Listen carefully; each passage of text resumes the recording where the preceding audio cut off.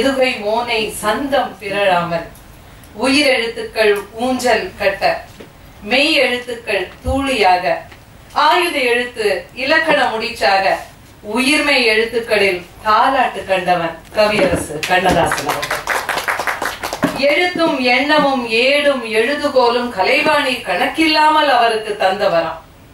தமிழ் என்னும் சிமிழுக்குள் வார்த்தைகளை அடக்கும் ஞானமித்திரர்.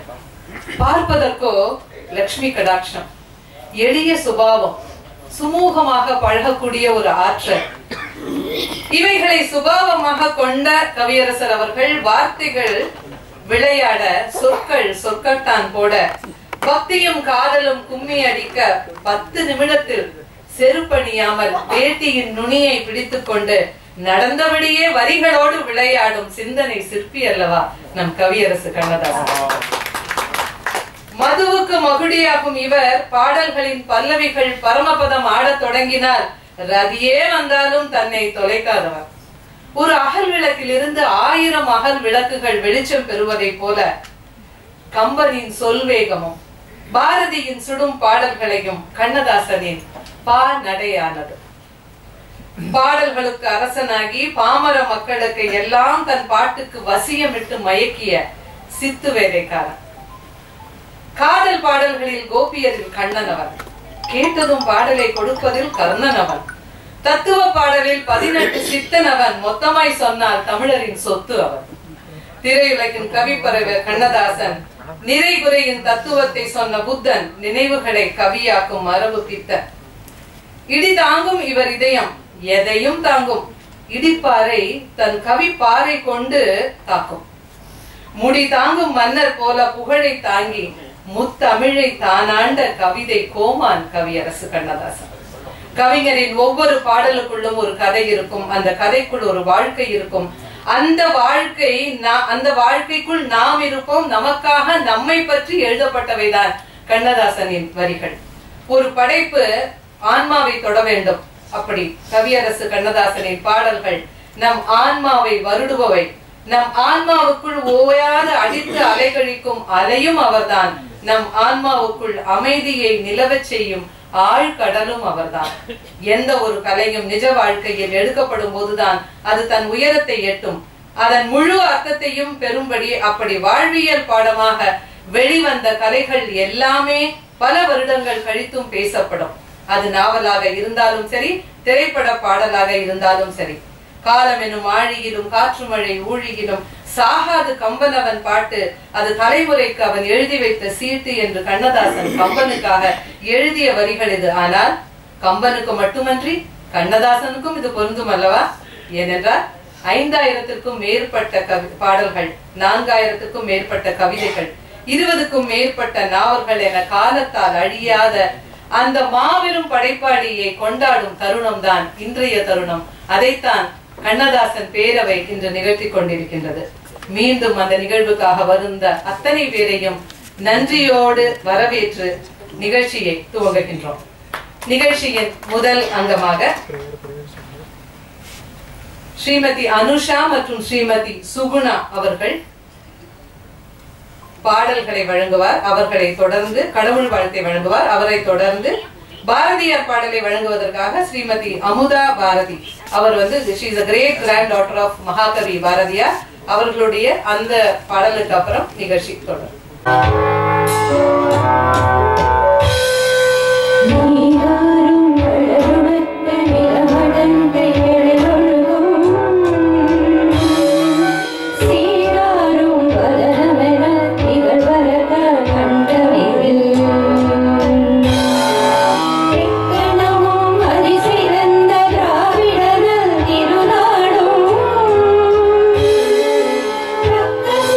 திரை முதலும் தனி தனரும் திலகமுமே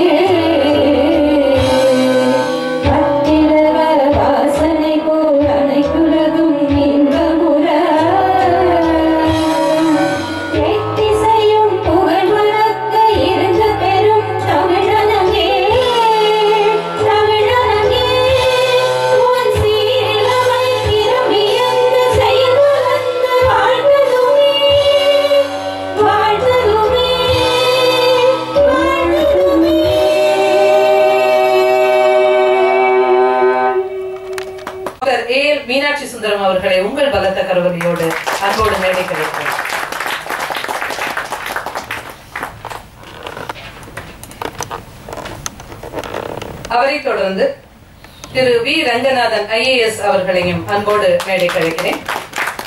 நல்ல கரவொலி கொடுக்கலாம்.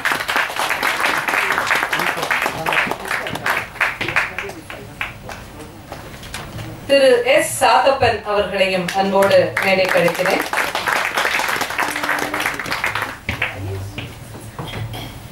திரு கண்ணன் அவர்களை அன்போடு மேடை கழிக்கிறேன்.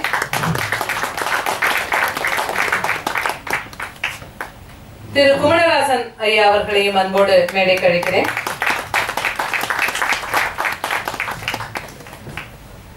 திருமதி ராதிகா அனந்தகுமார் அவர்களையும் அன்போடு மேடை கழிக்கிறேன்.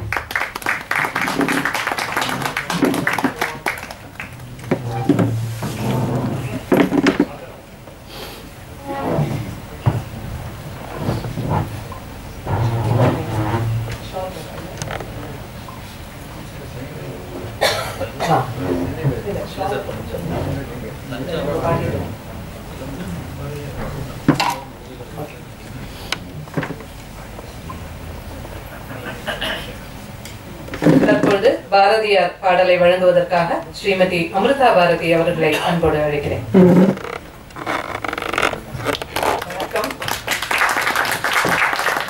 பாரதியாரின் பரம்பொருள் வாழ்த்து பாடல் எல்லா கடவுளும் சமம் என்று சொல்பவர் பாரதி.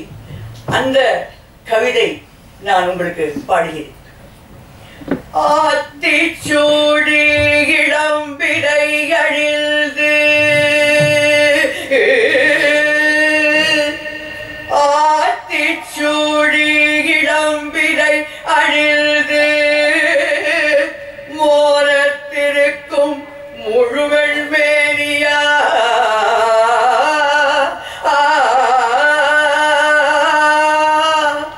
கருநிலம் கொண்டு பார்க்கடல் விசை கிடப்போன் கருநிலம் கொண்டு பார்க்கடல் விசை கிடப்போன் மகமது நபிக்கு மறையருள் புரிந்தோ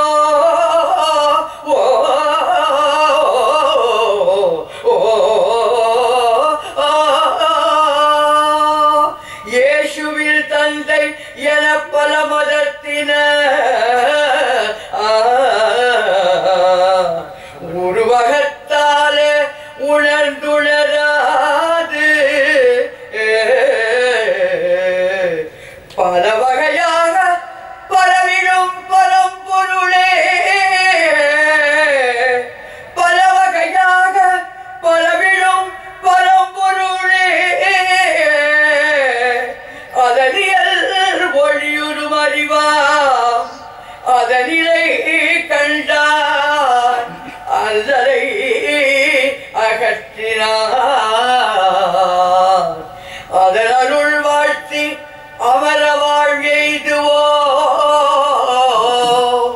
அதன் அருள் வாழ்த்தி அமர வாழ்வெய்துவோ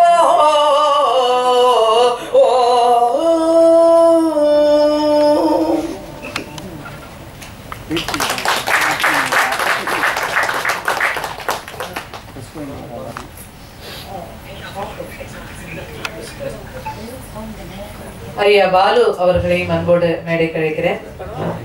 இல்ல சார், இங்க இருக்கு, வாங்க சார், ப்ளீஸ். திருமதி அமிர்தா பாரதி அவர்களுக்கு மீண்டும் ஒரு பலத்த கரவொலி கொடுக்கலாம். நல்ல கணீர்னு இந்த வயதிலையும் ரொம்ப தெளிவாக பாரதி குடும்பம்ல இருந்துங்கும் போதே நம்ம புரிஞ்சுக்கலாம். மகாகவியோட குடும்பத்துல இருந்து ஒருத்தர் நம்மளையே இங்க இருக்கிறது வந்து நமக்கெல்லாம் உண்மையிலேயே மிகவும் மகிழ்ச்சி தரக்கூடிய ஒரு விஷயம். அவர்களுக்காக மீண்டும் உங்கள் அன்பான கரவொலி.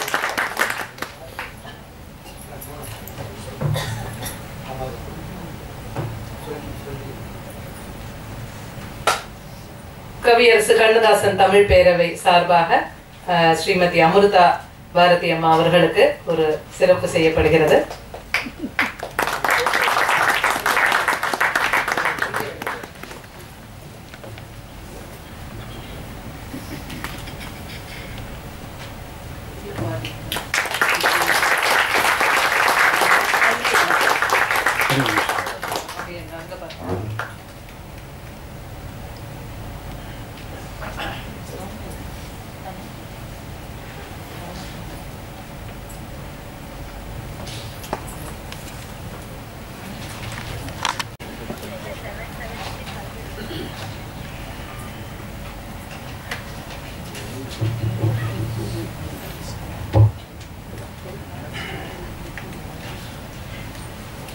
அனைவருக்கும் இனிய மாலை வணக்கம்.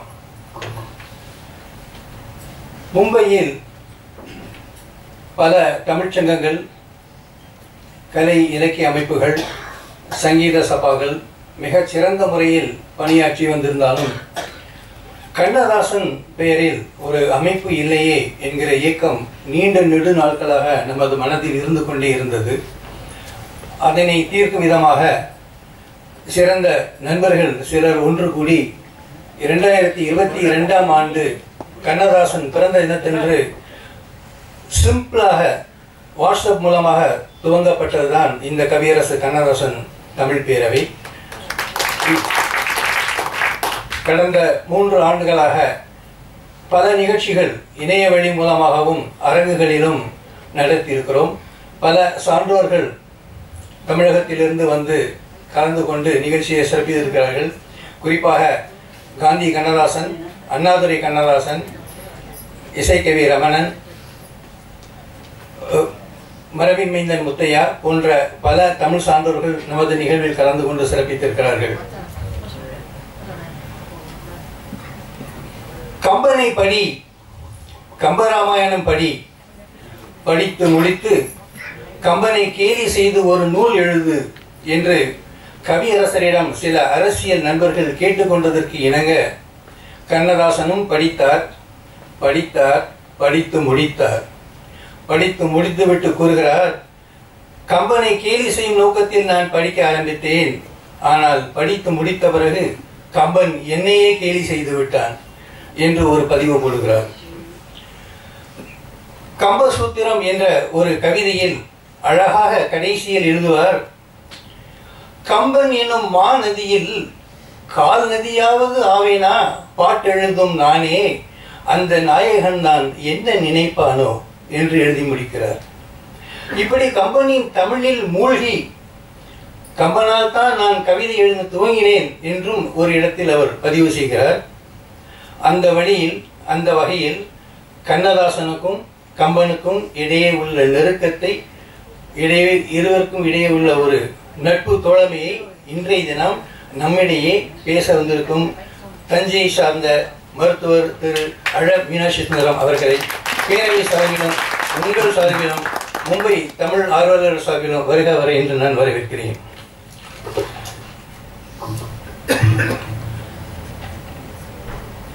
மராட்டியத்தின் மிக உயர்ந்த பதவியில் எக்ஸ் சீஃப் செக்ரட்டரியாக பணியாற்றி ஓய்வு பெற்று தமிழர்கள் எங்கு நல்ல நிகழ்ச்சிகள் நடத்தாலும் தவறாக கலந்து கொண்டிருக்கும் மதிப்பிற்குரிய ஐயா ரங்கநாதன் ஐஏஎஸ் அவர்களையும் அன்புடன் வரவேற்கிறேன்.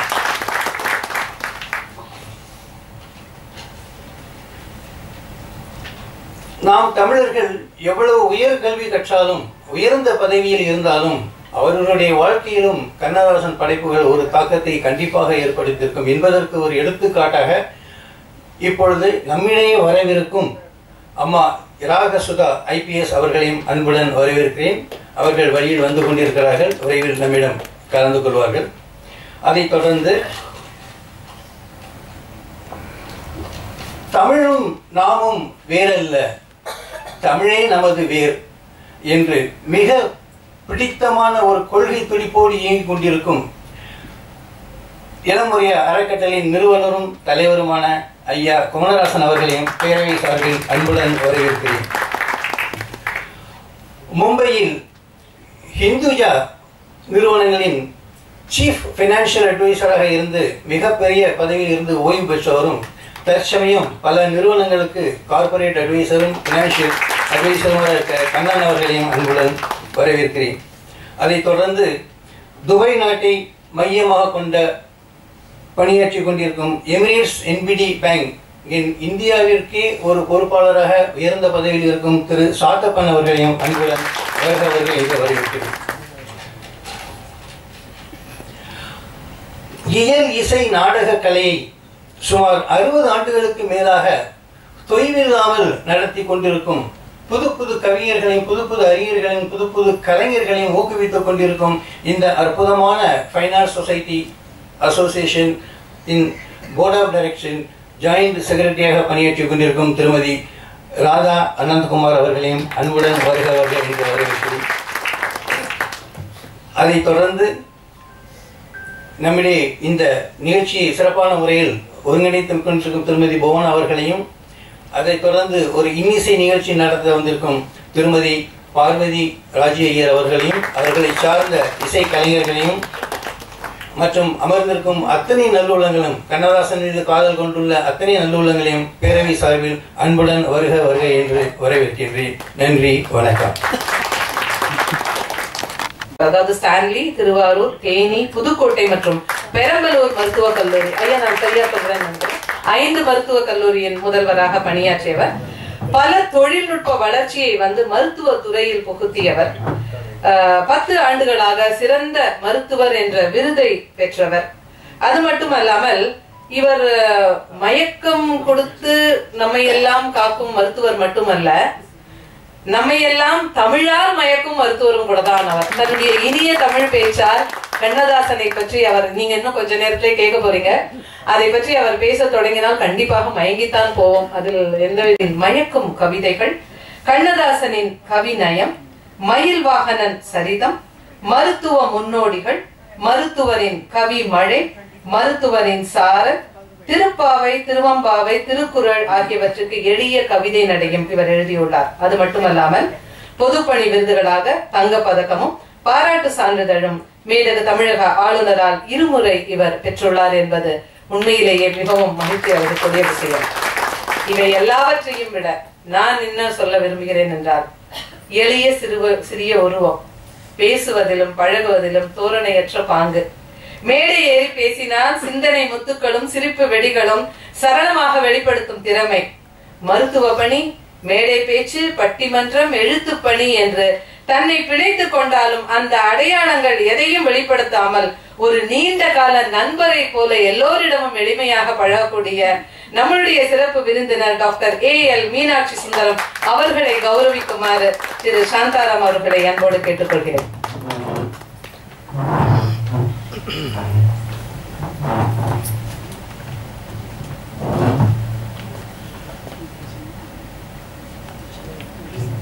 கவியரசு கண்ணதாசன் தமிழ் பேரையின் தலைவர் திரு சாந்தாராம் அவர்கள் நம்முடைய சிறப்பு விருந்தினரான டாக்டர் AL மீனாட்சி சுந்தரம் அவர்களுக்கு பொன்னாடை அணிவித்து நினைவு பரிசையும் வழங்குகின்றார்.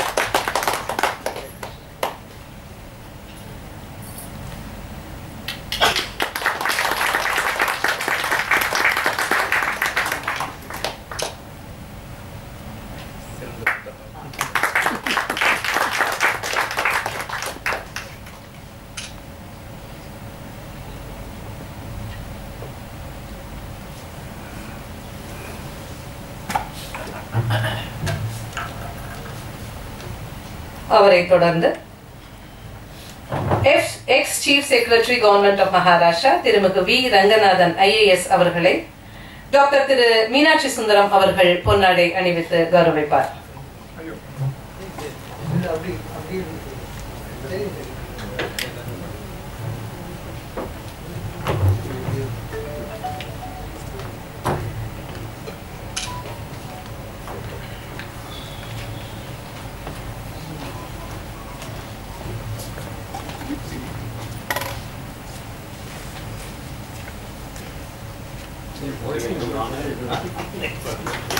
திருமிகு V ரங்கநாதன் IAS அவர்களுக்கு இன்றைய சிறப்பு விருந்தினர் டாக்டர் மீனாட்சி சுந்தரம் அவர்கள் பொன்னாடை அணிவித்து கௌரவிக்கின்றார்.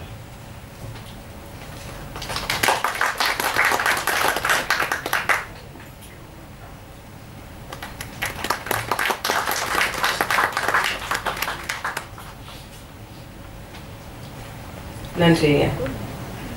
அவரை தொடர்ந்து திருமிகு S Sathappan chief operating officer Emirates NBD bank அவர்களை கௌரவிக்குமாறு டாக்டர் மீனாட்சி சுந்தரம் அவர்களை அன்போடு கேட்டுக்கொள்கிறோம்.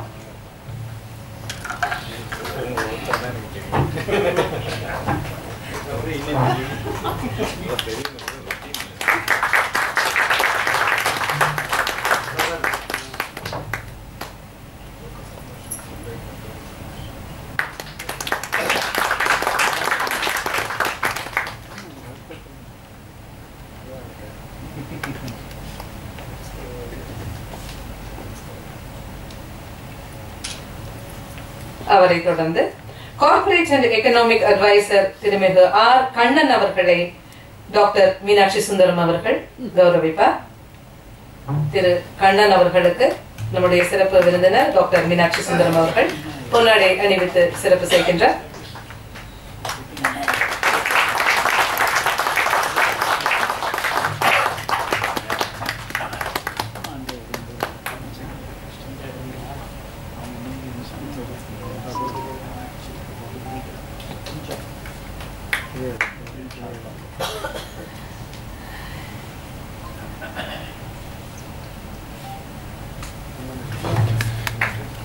லெமோரியா அறக்கட்டளையின் நிறுவனர் மற்றும் தலைவர் திருமிகு சு குமணராசன் அவர்களையும் டாக்டர் மீனாட்சி சுந்தரம் அவர்கள் பொன்னாடை அணிவித்து சிறப்பு செய்கின்றார்.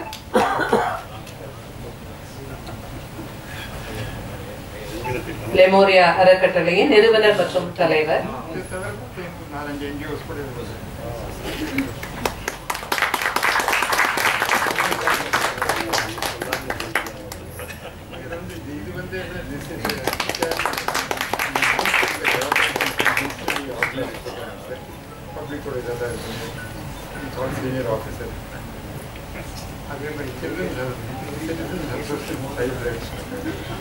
அவரை தொடர்ந்து இப்பொழுது நாம் இங்கே அமர்ந்திருக்கும் இந்த ஃபைனான்ஸ் சொசைட்டியின் joint secretary board of trustees திருமதி ராதிகா அனந்தகுமார் அவர்களை சுகுணா அவர்கள் பொன்னாடை அணிவித்து சிறப்பு செய்கிறார்.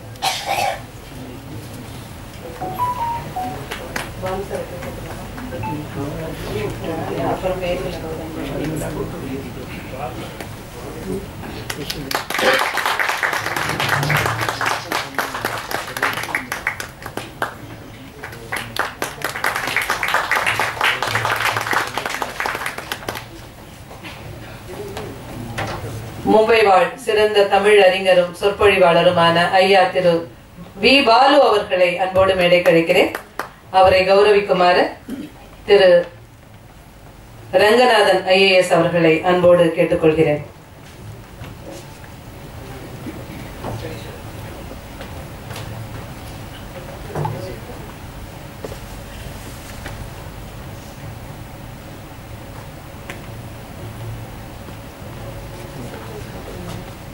பார்த்து ரொம்ப ஒரு நாள் ஆமாம் ரொம்ப இடையில பார்க்க முடியும்.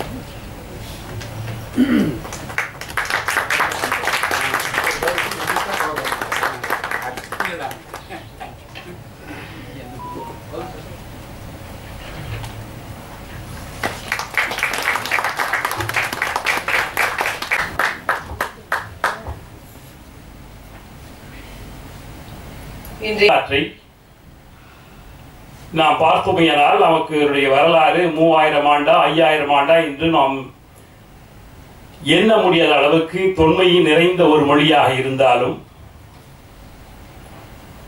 நமக்கு கிடைத்திருக்கின்ற ஒரு பெரும் சொத்து தொல்காப்பியமும் திருக்குறளும்.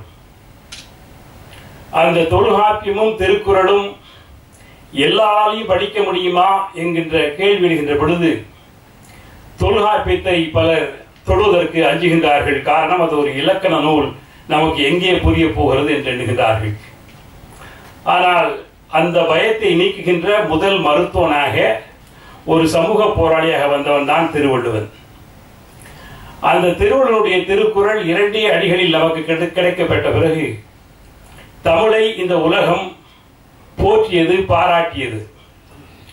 அதற்கு பிறகு எத்தனையோ மாற்றங்கள், மதங்கள், புராணங்கள், இதிகாசங்கள் என பலவை வந்தாலும் கூட திருவள்ளுவருக்கு பிறகு ஒரு 1000 ஆண்டுகள் அல்லது 1200 ஆண்டுகளுக்கு பின்னால் நமக்கு கிடைத்த ஒரு மாபெரும் கவிஞன் கம்பன். கம்பன் வீட்டு கட்டுத்தெரியும் கவிபாடும் என்கின்ற அந்த ஒற்றை சொல்லிலே எந்த அளவுக்கு ஒரு வட இந்திய இதிகாசத்தை தமிழிலே நமக்கு தர முடியும் என்பதற்கு கம்பனை தவிர வேறு ஒருவனால் முடியாது என்கின்ற நிலைதான் இன்று வரை தொடர்கிறது. அப்படிப்பட்ட கம்பனுடைய அந்த ராமாயண தமிழாக்கத்தை பற்றியும் அதற்கு பிறகு ஒரு 1000 ஆண்டுகள் 900 ஆண்டுகள் என்று சொல்லலாம். அதற்கு பிறகு வந்தவன் தான் கண்ணதாசன். ஆனால் இந்த கண்ணதாசனுடைய கவிதை மரபு எங்கிருந்து தொடங்குகிறது என்று எண்ணுகின்ற பொழுது இங்கே நமக்கு அருமையாக ஒரு பாடலை தந்தார்களே அம்மா அமிர்தா அவர்கள். அந்த குடும்பத்தின் தலைவனாக, தமிழ் குடும்பத்தின் தலைவனாக இருக்கின்ற தேசிய கவி பாரதிதான் இலக்கியத்தை எளிமையாக எல்லா மக்களும் புரிந்து கொள்கின்ற அளவுக்கு எளிமையாக தந்து வெற்றி கண்டவன் நம்முடைய தேசிய கவி பாரதி. அந்த பாரதியினுடைய கவிதை மரபை பின்பற்றியவன் தான் நமக்கு பின்னாலே கிடைத்த பாரதிதாசன். அந்த பாரதியினுடைய கவிதை மரபை, பாரதிதாசனுடைய கொள்கை மரபை, இவைகளை இணைத்து இன்னும் எளிமையாக்கி ஒரு பாமர மக்களுடைய வாயிலும் தமிழை நாம் ஊடுருவ முடியும், தமிழ் சிந்தனை மரபை நாம் தர முடியும் என்கின்ற ஒரு மாபெரும் சமூக திருத்தத்தை செய்தவன் தான் நம்முடைய கவியரசு கண்ணதாசன் அவர்கள். கவியரசு கண்ணதாசன் எந்த அளவுக்கு இன்று நம்மிடையே ஊடி இருக்கிறார் என்று எண்ணுகின்ற பொழுது, கவியரசு கண்ணதாசன் மிகுந்த மெத்த படித்த மேதை அல்ல. கல்வி என்று சொன்னால் அவருக்கு ஒரு 8வது வகுப்பு வரை தான் படித்தவர். வேறு எந்த பின்புலமும் கிடையாது. ஆனால் ஒரு மனிதனுடைய சிந்தனையானது, அவனுடைய சிந்தனை மிகவும் பரந்துபட்டு தமிழ் சிந்தனை மரபு எவ்வாறு ஒரு 2000 ஆண்டுகளுக்கு முன்பாக இருந்தது, அவைகளை உள்வாங்கி, வள்ளுவனை உள்வாங்கி, பாரதியை உள்வாங்கி, பாரதிதாசனை உள்வாங்கி, கவிஞர் சுரதாவை உள்வாங்கி, இவர்களை பற்றியெல்லாம் படிக்காத யாராவது இருந்தால் கண்ணதாசனுடைய கவிதைகளை படியுங்கள், அது போதும், இவர்கள் அனைவரையும் படித்ததற்கு சமம் என்கிற அளவுக்கு உயர்ந்து நிற்பவன் கண்ணதாசன். கண்ணதாசனுடைய பாரதிதாசனையும் கண்ணதாசனையும் ஒப்பிட்டால், பாரதிதாசன் ஆத்திகத்தை பாடி நாத்திகத்தை பாடியவன். ஆனால் நம்முடைய கண்ணதாசன் நாத்திகத்தை பாடி ஆத்திகத்தை பாடியவன் கண்ணதாசன். ஆக அவ்வாறு இருந்தாலும் கூட கண்ணதாசனுடைய அந்த திரை இசை பாடல்கள், அதுவும் இன்று நாம் இங்கு பேசிக் கொண்டிருக்கின்ற நேரத்திலே தமிழ்நாட்டிலிருந்து ஒரு மாபெரும் இசை கலைஞன், இசைஞானி இளையராஜா நாளை லண்டன் மாநகரிலே சிம்பொனி இசையை பற்றி உலகமே வியக்கின்ற அளவுக்கு இதுவரையில் இந்தியாவிலிருந்து யாரும் சென்றதில்லை. 2 பேர். அதிலே ஒருவராக இசைஞானி இளையராஜா என்று நாளை லண்டனிலே அந்த சிம்பொனி இசையை உலகுக்கு தரவிருக்கின்றார். இங்கு ஒரு மாபெரும் இசையை திரைப்பட பாடல்களாக பாமர மக்கள் ஒவ்வொருவர் நாவிலும் கொண்டு சென்ற ஒரு மாபெரும் தத்துவ ஞானியாக நான் கண்ணதாசனை பார்க்கின்றேன். இன்று கண்ணதாசன் படித்தது 8வது வகுப்பு. ஆனால் கண்ணதாசனை ஆய்வு பண்ணி தத்துவ மேதைகளா, கண்ணதாசனுடைய பாடலுடைய தத்துவங்கள் என்று பட்டம் வாங்கியவள் 80க்கு அதிகமான பேர்கள் என்றால் கண்ணதாசன் எந்த அளவுக்கு இந்த சமூகத்திலே ஊடு இருக்கிறார் என்பதை நாம் புரிந்து கொள்ள முடியும். அப்படிப்பட்ட கண்ணதாசன் அரசியலிலே இருந்திருக்கின்றார். இன்னும் சொல்லப்போனால் அவர் இல்லாத கட்சியே கிடையாது என்று சொல்கின்ற அளவுக்கு 1953 கலைஞரோடு இணைந்து திராவிட முன்னேற்ற கழகத்தில் இருந்தார். அவருடைய தமிழ் தேசிய தாகம் தீரவில்லை. 1961 தமிழ் தேசிய கட்சியிலே இருந்தார். அதிலும் அவர் நிறைவு பெறவில்லை. பின்னர் நம்முடைய கர்ம வீரர் காமராஜரை பின்தொடர்ந்தார். அதிலும் அவர் நிறைவு பெறவில்லை. பின்பு நமக்கும் அரசியலுக்கும் தேவையில்லை என்று ஒதுங்கி இருந்தார். ஆனால் அவர் பல்வேறு படிநிலைகளில் இருந்தாலும் அவர் தன்னுடைய சிந்தனையை, சொல்லை, செயலை இந்த சமூகத்துக்கு தருவதிலே எந்தவித மயக்கமும் இல்லாமல் இருந்தார். மதுவின் மயக்கத்தில் இருந்தாலும் கூட அவர் சிந்தனையை தருகின்ற நேரத்திலே எந்த மயக்கமும் இல்லாமல் எது இந்த சமூகத்துக்கு தேவையோ அதை தந்தவன் கண்ணதாசன். இங்கே இசை நிகழ்ச்சி நடைபெறவிருக்கின்றது. இசை என்றாலே ஏ என்பதனுடைய மருவிதான் இசை என்கின்ற சொல். ஏய்ந்து வருவது, பொருந்தி வருவது என்று பொருள். பொருந்தி வந்தால்தான் அது இசை, இல்லை என்றால் அது இசை இல்லை. இங்கே இந்த மேடையிலே இயலும் இசையும் என்று கலந்திருக்கிறது. ஐயா அவர்கள், மீனாட்சி சுந்தரம் அவர்கள் ஒரு இயற்றமிழ் அறிஞர். இங்கே இயலும் இசையும் எப்போது நமக்கு கிட்டும் என்று காத்திருக்கின்ற வேளையில் நான் இடையில் நின்று பேசுவது பொருத்தமாக இல்லை என்று கருதி கண்ணதாசன் மறைவேற்ற போது நம்முடைய கலைஞர் அவர்கள், அவருடைய நண்பராக இருந்த கலைஞர் அவர்கள் எழுதிய ஒரே ஒரு கவிதையை மட்டும் சொல்லி நிறைவு செய்கின்றேன். என் இனிய நண்பா, இளவேனில் கவிதைகளாய் இதயம் சுகம் தந்தவனே, உன் இதய துடிப்பை ஏன் நிறுத்தி கொண்டாய்? தென்றலாக வீசியவன் நீ, என் நெஞ்சில் தீயாக சுட்டவனும் நீயே. அப்போதும் அன்றிலா நம் நட்பு நிகழ்ந்ததே அன்றி அணைந்த தீபமாய் ஆனதே இல்லை நண்பா. கண்ணதாசா, என் எண்ணமெல்லாம் இனிக்கும் நேசா, கவிதை மலர் தோட்டம் நீ, உன்னை காலமெனும் பூகமும் தகர்த்து தரைமட்டம் ஆக்கிவிட்டதே என் நண்பா. இனிய தோழா, எத்தனையோ தாளாட்டு பாடிய உன்னை இயற்கைத்தாய் தாளாட்டி தூங்க வைத்தாள். எத்தனையோ பாராட்டு பெற்ற உனக்கு இயற்கை தாயின் சீராட்டுதான் இனிக்கிறதா? எனை மறைந்தாய். சிறப்பு சொற்பொழிவில் முதன்மை விருந்தினர்களில் ஒருவராக கலந்து கொண்டு அறிஞர்கள் பலர் நடுவே பேசுகின்ற வாய்ப்பினை அளித்ததற்கு கண்ணதாசன் பேரவை தலைவர் திரு சாந்தாராமுக்கு என் நன்றியை தெரிவித்துக் கொள்கிறேன். தமிழ் அன்னையின் இரு கண்களை போன்றவர்கள் கம்பனும் கண்ணதாசனும். தாத்தா கம்பன் என்றால் பேரன் கண்ணதாசன் ஆவார்.